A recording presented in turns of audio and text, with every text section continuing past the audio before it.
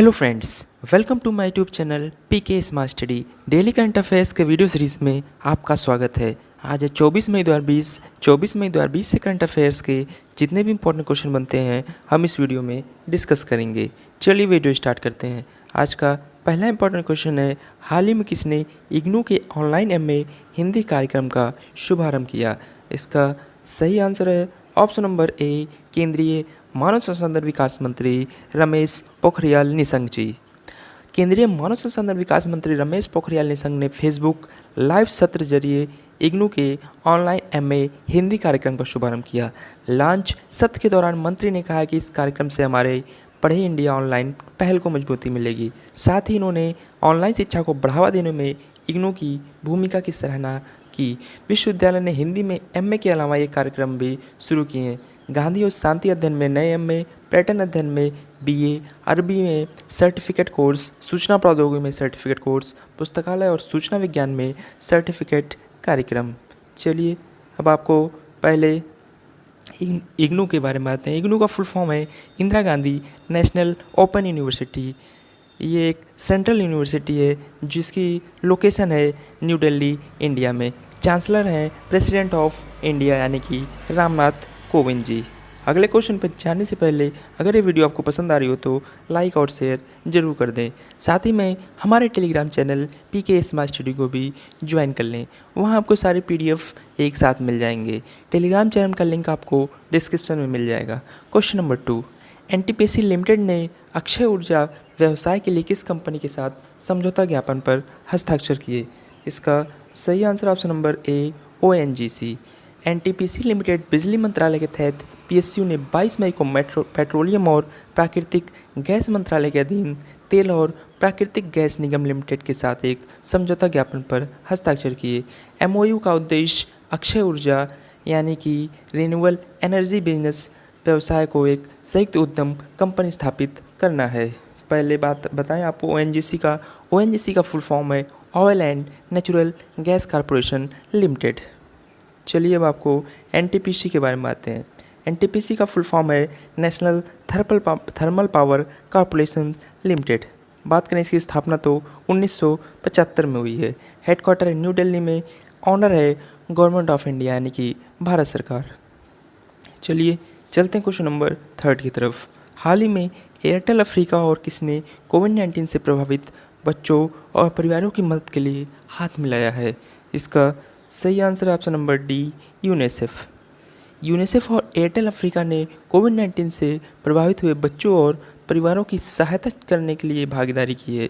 दोनों के बीच हुई इस साझेदारी का उद्देश्य बच्चों को दूरस्थ शिक्षा तक पहुंच प्रदान करना और मोबाइल नकद हस्तांतरण के माध्यम से उनके परिवार तक नकद सहायता पहुंचाना है। यूनिसेफ और एयरटेल अफ्रीका द्वारा मोबाइल तकनीक का इस्तेमाल लगभग 133 मिलियन स्कूली बच्चों को लाभान्वित करने के लिए किया जाएगा। इसमें उप सहारा अफ्रीका के 13 देशों के बच्चे शामिल हैं जो कोविड-19 महामारी के कारण स्कूल बंद होने से प्रभावित हुए हैं। बात करें सीईओ ऑफ एयरटेल अफ्रीका तो रघुनाथ मांडव जी हैं। चलिए अब आपको यूनिसेफ के बारे में आते हैं। यूनिसेफ का फुल फॉर्म है United Nations International Children's Emergency Fund. Headquarter New York. इसकी स्थापना 11 दिसंबर 1946 में हुई थी।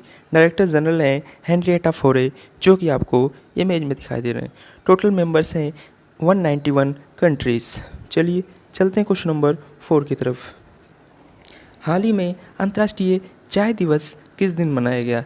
इसका सही आंसर है ऑप्शन नंबर बी, 21 मई।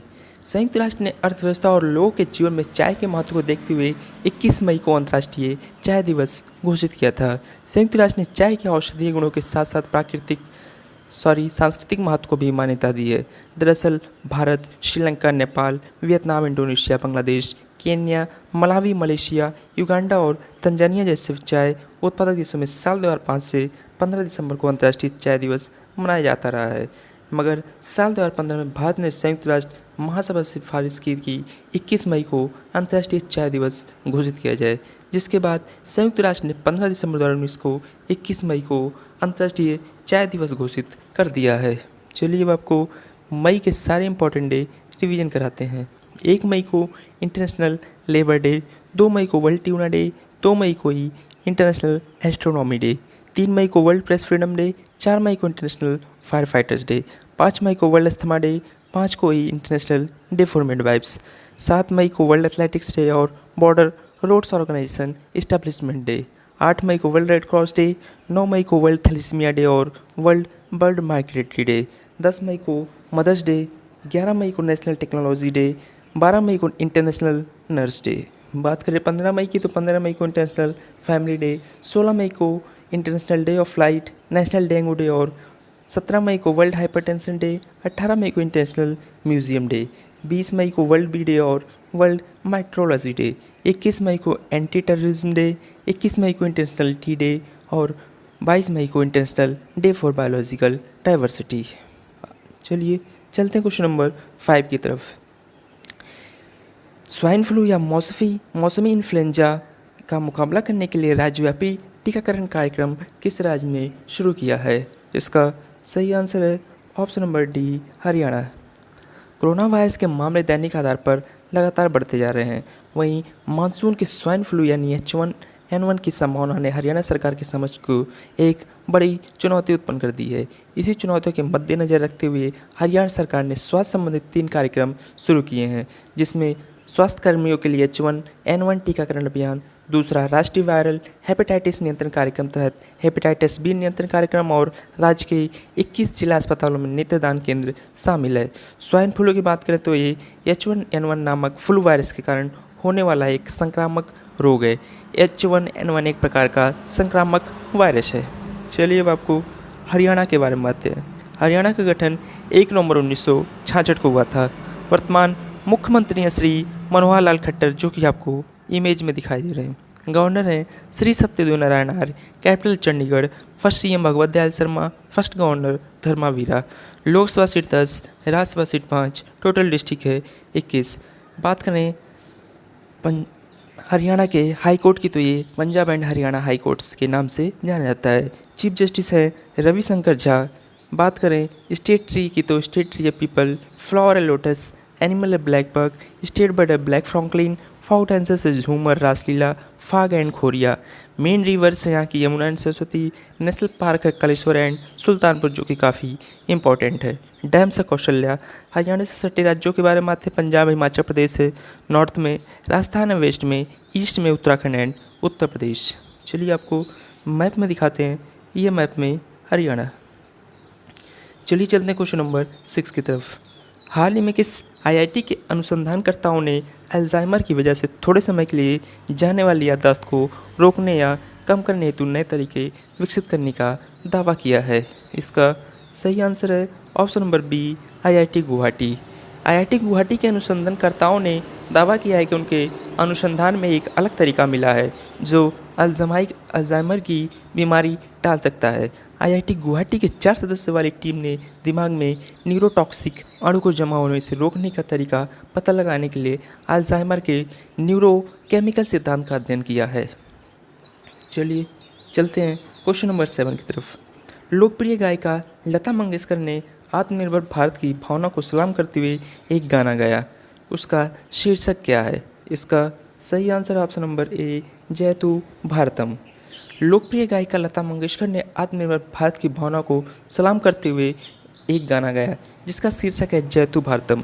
इन्होंने यह गाना भारत के लोगों और प्रधानमंत्री नरेंद्र मोदी की समर्पित किया। इस गाने को अनुराधा पौडवाल, कविता कृष्णमूर्ति, शान, उदित नारायण, पंकज उदास, अलका याग्निक, रेखा, आशा भोसले, एसपी बालासुब्रमण्यम, शंकर महादेवन, सोनू निगम और कैलाश खेर सहित 200 से अधिक गायकों ने गाया है। इस गीत को प्रसिद्ध संगीतकार, कवि और लेखक प्रसून जोशी द्वारा लिखा गया है। चलिए चलते हैं क्वेश्चन नंबर 8 की तरफ। आरबीआई ने हाल ही में रेपो रेट में कितने फीसदी की कटौती की घोषणा की है? इसका सही आंसर है option number A, 0.4%।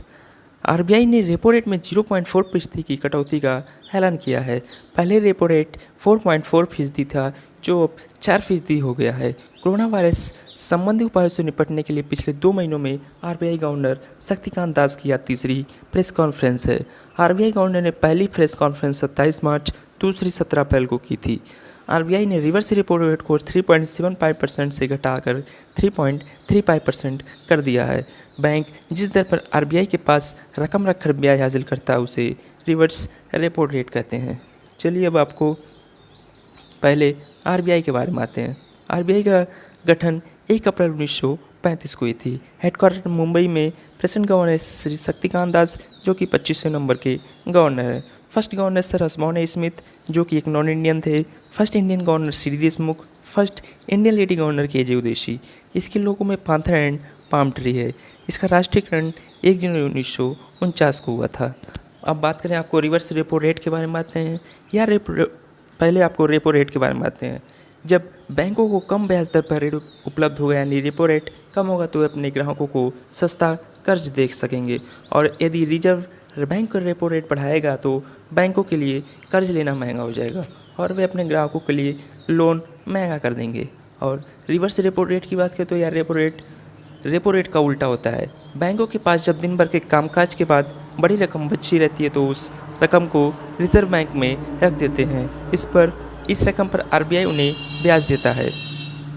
Reserve bank इस रकम पर जिस दर से ब्याज देता है उसे रिवर्स रेपो रेट कहते हैं। चलिए चलते हैं क्वेश्चन नंबर 9 की तरफ। लोकसभा ने हाल ही में कौन सा खनिज कानून विधेयक पारित किया है? इसका सही आंसर है ऑप्शन नंबर सी 2020। लोकसभा ने खनिज कानून संशोधन विधेयक 2020 पारित किया है। इसका उद्देश्य खान और खनिज यानी विकास और विनियमन अधिनियम 1957 में कोयला खान विशेष अधिनियम 2015 के साथ संशोधन करना है। इस बिल से कोयला क्षेत्र में वाणिज्यिक खनन पूरी तरह से खुल जाएगा। चलिए अब आपको लोकसभा के बारे में आते हैं। बात करें तो लोकसभा सार्वभौमिक वैश्य मताधिकार के आधार पर लोगों द्वारा प्रत्यक्ष चुनाव द्वारा चुने हुए प्रतिनिधियों से गठित है। भारतीय संविधान के अनुसार सदन में सदस्यों की अधिकतम संख्या 552 तक हो सकती है, जिसमें से 530 सदस्य विभिन्न राज्यों को और 20 सदस्य केंद्र शासित प्रदेशों के प्रतिनिधित्व कर सकते हैं। बात करें लोकसभा स्पीकर हैं इस टाइम के ओम बिरला जो कि 17वें नंबर के लोकसभा स्पीकर हैं। लोकसभा की बात करें तो 17 अप्रैल 1952 में इसकी स्थापना हुई थी। लास्ट इलेक्शन हुई थी इंडियन जनरल इलेक्शन जो कि 2019 में हुई थी। हेडक्वार्टर न्यू दिल्ली में। लीडर हैं नरेंद्र मोदी जी। वर्तमान समय में 543 मेंबर हैं लोकसभा में। चलिए चलते हैं क्वेश्चन नंबर 10 की तरफ। हाल ही में दुनिया में पीपीई का दूसरा सबसे बड़ा उत्पादक देश कौन सा बन गया है? इसका सही answer option number B India. Bharat चीन के बाद दुनिया में व्यक्तिगत सुरक्षा उपकरण का दूसरा सबसे बड़ा निर्माता बन गया है, जो वर्तमान में पीपीई के अग्रणी निर्माता हैं। वर्तमान में भारत हर दिन 2.06 लाख पीपीई किट का उत्पादन कर रहा है, जो देश की अधिकतम क्षमता है। अगर हम एक औसत लेते हैं तो भारत में 1 लाख किट को उत्पादन होता है। एक पीपीई किट में मूल रूप से शू कवर, दस्ताने, आई शील्ड, मास्क और गाउन शामिल होते हैं। या ऊपर दिया गया डाटा स्वास्थ्य मंत्रालय द्वारा प्रदान किया गया था। चलिए चलते हैं क्वेश्चन नंबर 11 की तरफ। विमानन मंत्रालय ने लॉकडाउन के बीच किस तारीख से 1/3 घरेलू उड़ानों को फिर से शुरू करने की घोषणा की है? इसका सही आंसर है ऑप्शन नंबर बी 25 मई। मंत्रालय ने कहा है कि हवाई अड्डे किराए की न्यूनतम एवं अधिकतम सीमा निर्धारित करेगा और विमानन कंपनियों को कोविड-19 महामारी के दौर में इनका पालन करना होगा। इन्होंने कहा कि शुरुआती वाले दिन यानी 25 मई को सीमित परिचालन लगभग 1/3 की अनुमति होगी। मंत्रालय ने कहा है कि यात्रियों को उड़ान के निर्धारित समय से कम 2 घंटे पहले हवाई अड्डे पहुंचना होगा और वेब चेक इन करा चुके यात्रियों को टर्मिनल में प्रवेश दिया जाएगा। चलिए चलते क्वेश्चन नंबर 12 की तरफ। अमेरिकी सीनेट ने हाल ही में किस देश की कंपनियों को स्टॉक एक्सचेंज से हटाने का विधेयक पारित कर दिया है? इसका सही answer option number B China. अमेरिकी सीनेट ने हाल ही में चीन देश की कंपनियों को स्टॉक एक्सचेंज से हटाने का विधेयक पारित कर दिया है। चलिए अब आपको चाइना के बारे में आते हैं।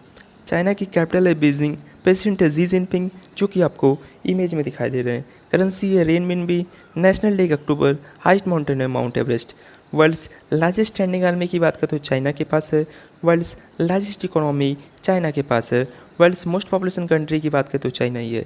चाइना के नेशनल गेम की बात करें तो टेबल टेनिस, बर्ड है वाइट जेट पांडा, फ्लावर है प्लम ब्लॉसम, पार्लियामेंट नेम है नेशनल पीपल्स कांग्रेस। चलिए आपको मैप में दिखाते हैं, ये मैप में चाइना। चलिए चलते हैं आज के लास्ट क्वेश्चन की तरफ।